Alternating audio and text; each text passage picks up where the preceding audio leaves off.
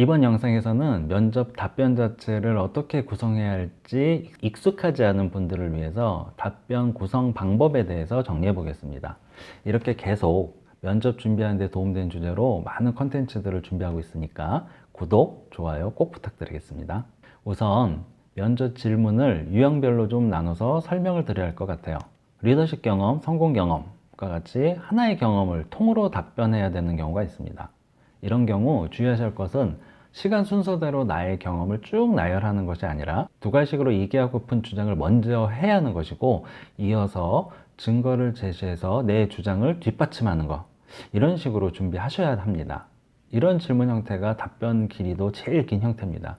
면접에서 나를 보여주는 방법 영상에서 자세히 설명드렸으니까 이 영상 참고해 주시면 됩니다. 자기소개도 결국 내가 지원한 직무를 잘할 수 있다고 생각하는 이유, 내가 그동안 노력해서 준비해온 것들이 뭔지 이야기하고 그것을 설명하는 증거를 간단히 붙여서 소개하는 거라 결국 같은 구조입니다.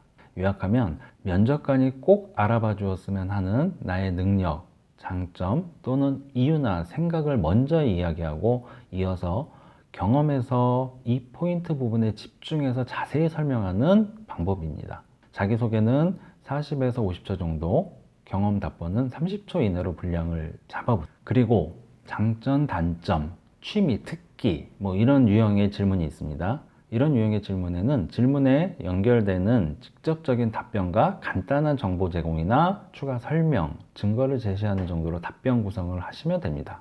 자, 장점을 예로 들어 볼게요.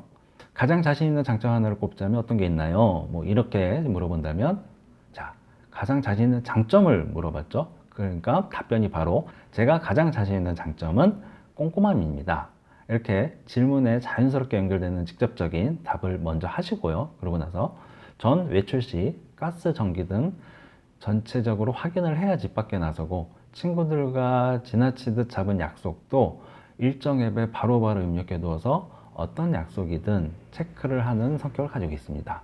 만약에 이런 식으로 나의 경험이나 습관, 사례 이런 걸 가지고 내가 장점이라고 주장했던 꼼꼼함을 이렇게 뒷받침해서 설명하는 이런 구조입니다.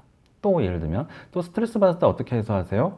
아니면 또 간단하게 취미가 뭐세요? 이렇게 취미에 대해서 물어본다면, 제 취미는 자전거 타기입니다. 이렇게 딱 직접적으로 바로 대답을 하시고, 또 이어서 집 주변에 자전거 도로가 잘 되어 있어서 시작한 자전거 타기인데 어느새 5년이 넘었고, 제 건강 유지나 스트레스 해소에 너무 좋아서 평일 저녁이나 주말 중 하루는 꼭 자전거를 타고 있습니다. 이런 식으로 면접관을 공감시킬 수 있는 정보나 사례를 같이 준비해 주시면 되는 겁니다.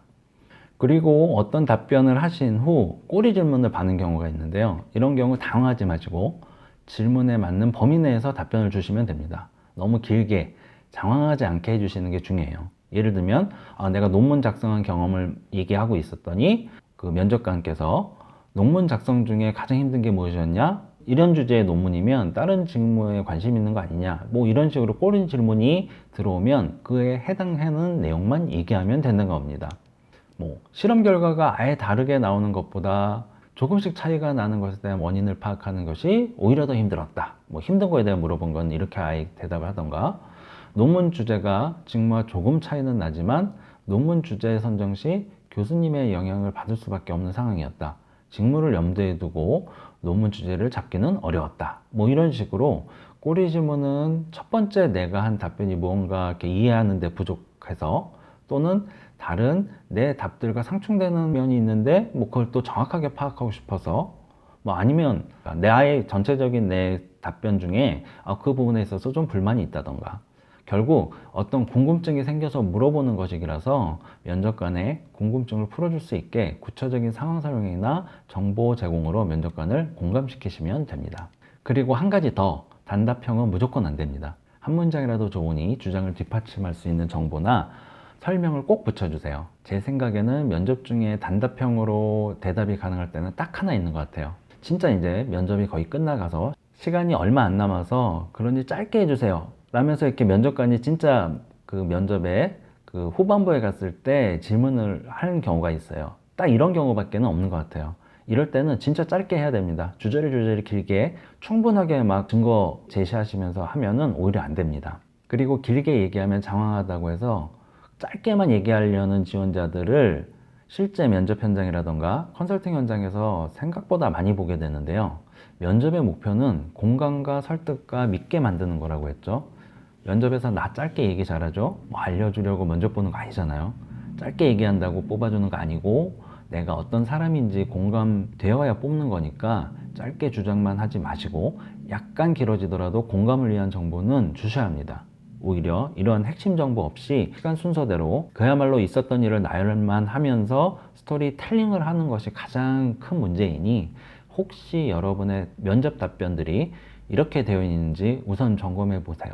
면접관에게 길어서 짜증나는 답변은 사실은 이런 식으로 그냥 시간 순서대로 그냥 핵심적인 내용 없이 나의 능력이라던가 내가 갖고 있는 역량이라던가 능력에 대한 강조라던가 제시 없이 그냥 시간 순서대로 쭉 설명만 하는 그런 답변들이 면접관들에게 짜증나게 하는 답변입니다. 그러니까 스스로 한번 잘 점검해 보시기 바랍니다.